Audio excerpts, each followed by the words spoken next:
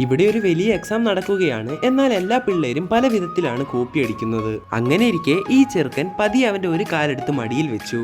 നോക്കുമ്പോൾ അവന്റെ ഷൂവിന്റെ അടിയിൽ ഒരു ബുക്ക് പോലെ എല്ലാ കോപ്പിയും ഉണ്ട്. എന്തോ സംശയം തോന്നി അവിടെ ഉണ്ടായിരുന്ന സാറ് അവന്റെ അടുത്ത് വന്നു നോക്കുന്നു. വെറുതെ വിട്ടുകൊടുക്കാൻ പറ്റാത്തതുകൊണ്ട് തന്നെ അവന്റെ ഡ്രസ് ഉൾപ്പെടെ എല്ലാം തപ്പി നോക്കി. എന്നിട്ടും ഒന്നും തന്നെ അയാൾക്ക് കിട്ടിയില്ല. അതേസമയം മറ്റൊരുത്തൻ അവന്റെ കോട്ടിന്റെ ഉള്ളിൽ നിന്നും ഒരു ഫേക്ക് വിരൽ എടുക്കുന്നു. ശേഷം ആരും കാണാതെ അവന്റെ കൈക്കിടയിൽ വെക്കുന്നു. ആ ഒരു വിരലിന്റെ ഉള്ളിൽ അവന് വേണ്ട കോപ്പികളെല്ലാം ഉണ്ട്. ഇതെല്ലാം ഒളിഞ്ഞിരുന്ന് കണ്ട സാറിന് എന്തോ ഡൗട്ട് തോന്നി അവന്റെ അടുത്തേക്ക് ചെല്ലുന്നു. എന്നിട്ട് അവനോട് കൈ കാണിക്കാൻ പറഞ്ഞു. അങ്ങനെ അവൻ കൈ െങ്കിലും ഒരു കൈയിലായിട്ട് 6 വിരലുണ്ടെന്ന് അയാൾക്ക് മനസ്സിലായില്ല.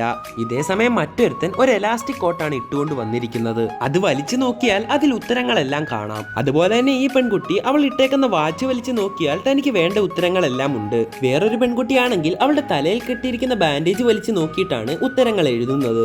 എന്നാൽ ഇവരെല്ലാം കടത്തിവെട്ടി ഈ പയ്യൻ നെക്സ്റ്റ് ലെവൽ കോപ്പിയടിയാണ് നടത്തുന്നത്. അതായത് അവന്റെ ഫ്രണ്ട് മറ്റൊരു റൂമിലിരുന്ന് ഒരു മെഷീൻ വെച്ച് ഉത്തരങ്ങളെല്ലാം എഴുതുന്നുണ്ട്.